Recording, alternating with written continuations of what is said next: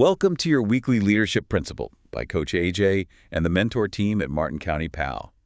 At Martin County PAL, our goal is not discipline. It is growth. We meet youth where they are and help them develop into healthy, productive leaders for the future. This week, the conversation focused on self-discipline.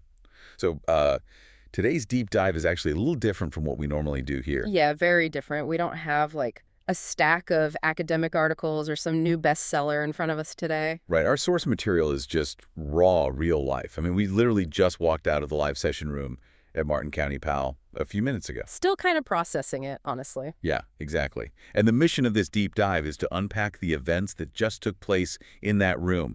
We want to, pull back the curtain for you, the parents listening, and analyze the psychology of what just happened with these future leaders. And most importantly, we want to dissect how the friction in that room directly translates to the friction you experience right there in your living room. Because the energy in that room today was heavy. It really was. Yeah. Oh, it was heavy.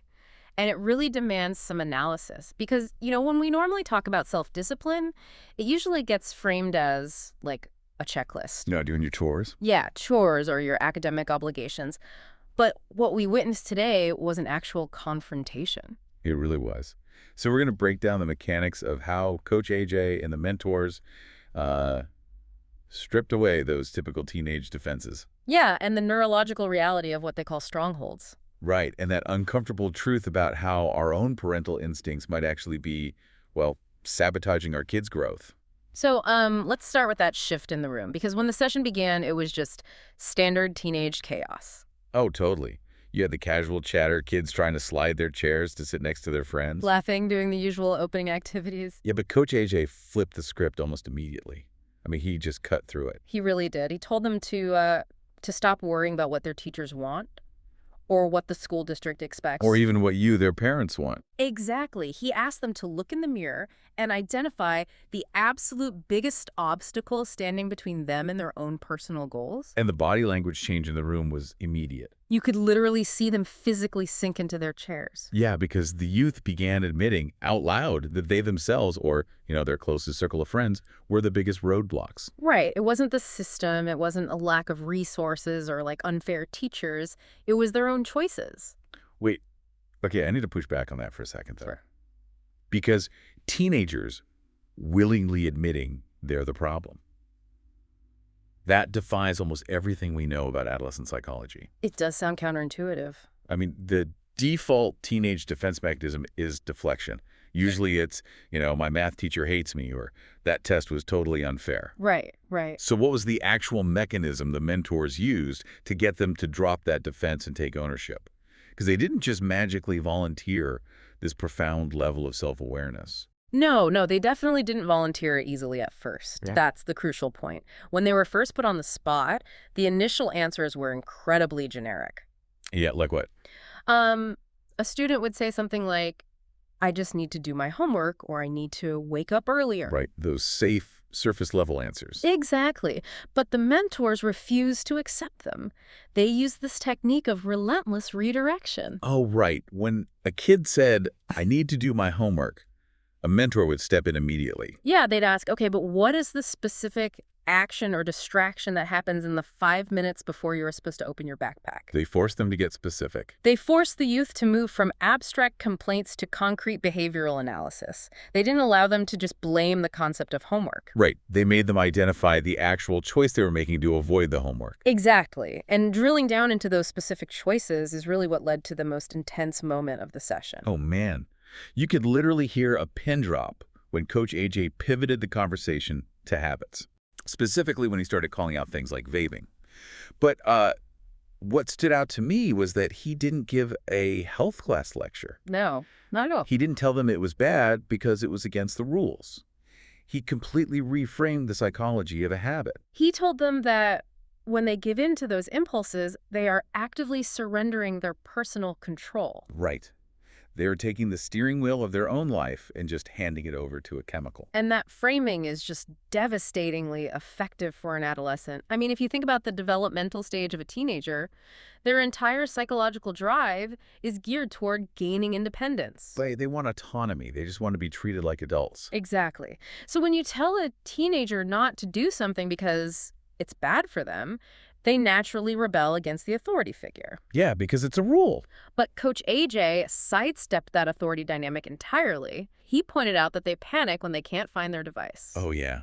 He showed them how the chemical actually dictates when they brush their teeth. What they do before school, what they pack in their bags. He weaponized their own desire for independence against their bad habits. That's a great way to put it. He essentially said, you think you're being rebellious and independent by doing this.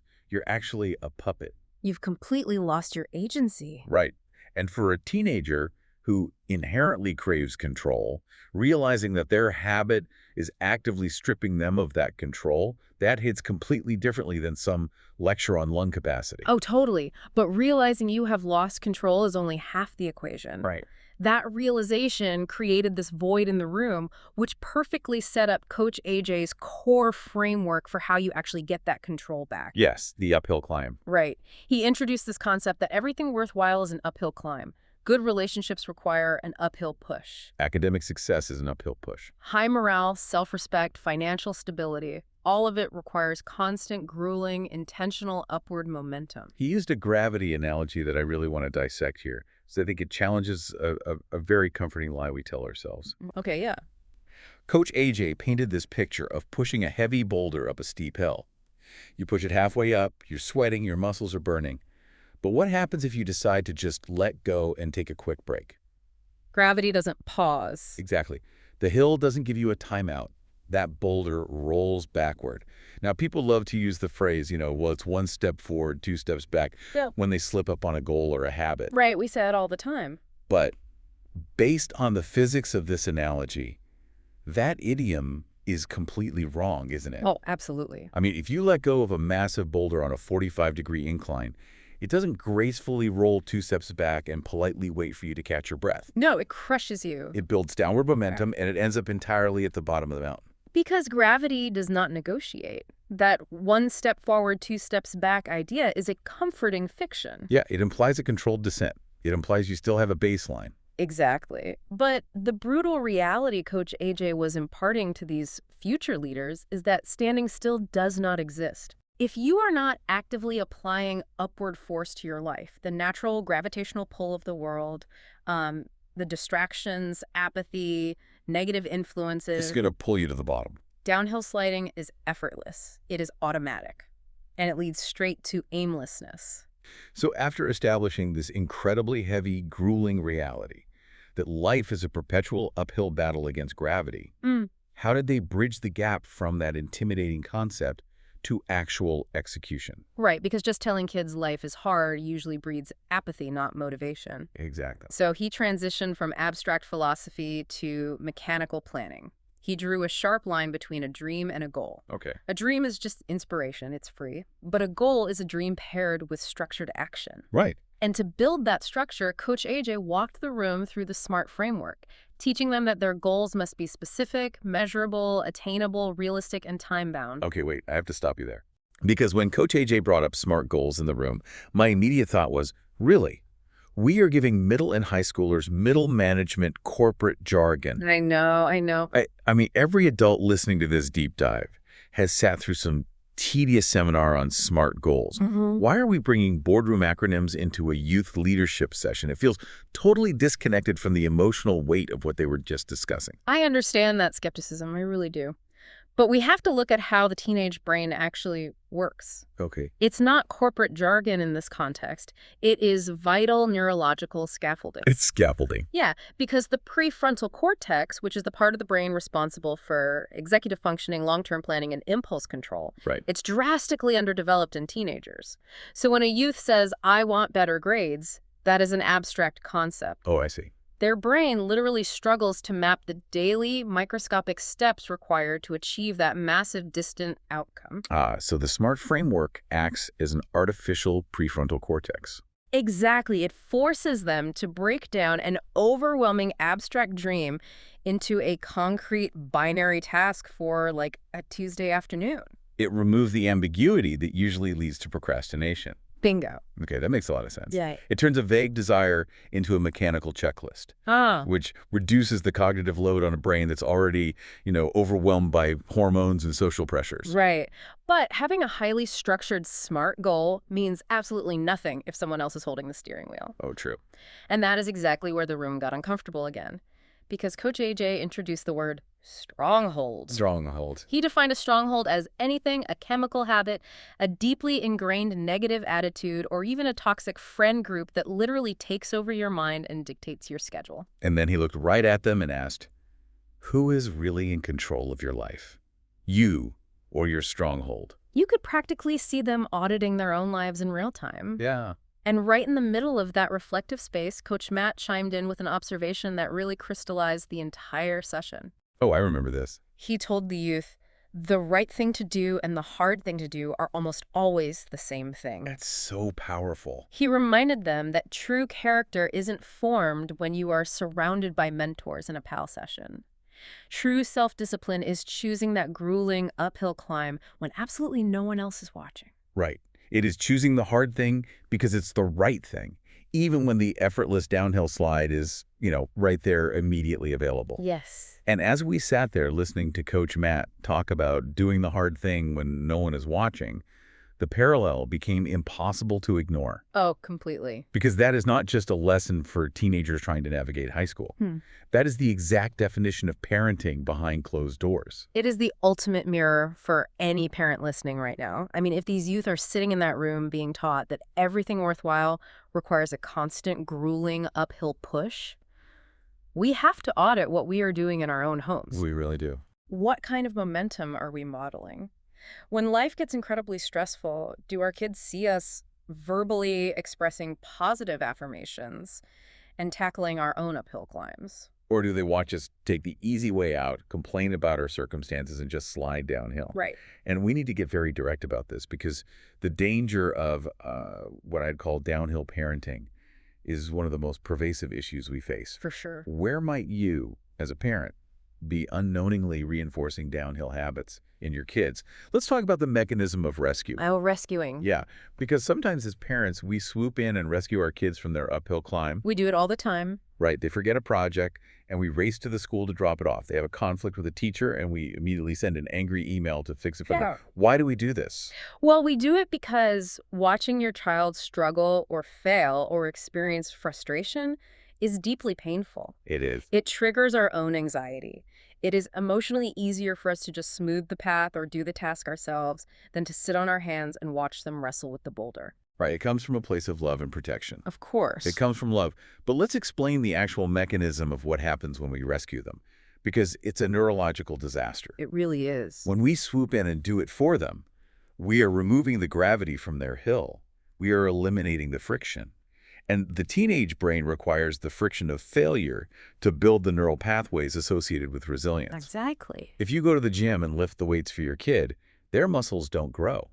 By rescuing them, you are actively atrophying their self-discipline muscle. You are robbing them of the exact resistance they need to become capable adults. It is a harsh truth to swallow, but shielding them from the climb guarantees they will never learn how to push the boulder themselves. Right. And beyond just how we interact with their challenges, we need to audit the environmental strongholds in our own homes. Oh, absolutely. Have negative attitudes, passive habits, or exceptionally low expectations quietly taken root in your family dynamic? Is there a culture of complaining about work every night at the dinner table? Or does constant screen time dictate the entire evening routine for the family? Right. If the kids are being asked to identify their strongholds, parents have to identify theirs too. Auditing your own parenting requires looking into the exact same mirror Coach AJ held up for the youth today. It does. But since the future leaders were asked to take immediate, concrete action, it is only fair that this deep dive gives you, the parents, an immediate, actionable blueprint as well. Yeah. You cannot just listen to this and nod along. No, let's get to the practical application. Action number 1 for this week is the goal-setting conversation. Okay. Sometime in the next 48 hours, find a quiet, unstructured moment and sit down with your child. We want you to use the exact same script Coach AJ used in the room. Oh, that's good. Ask them 2 questions. What is one thing you want to achieve that is important to you, not to me, your parent, but to you? And what is the biggest obstacle getting in your way? Okay, but here is the single most critical instruction for this action. You must only listen. Do not turn into an engineer. Do not jump in with a spreadsheet and a 5-step plan to fix their problem. Exactly the opposite. The urge to fix it will be overwhelming because, again, our instinct is to remove their friction. Right. You have to suppress that instinct. Let them own the obstacle. Let them articulate the struggle out loud.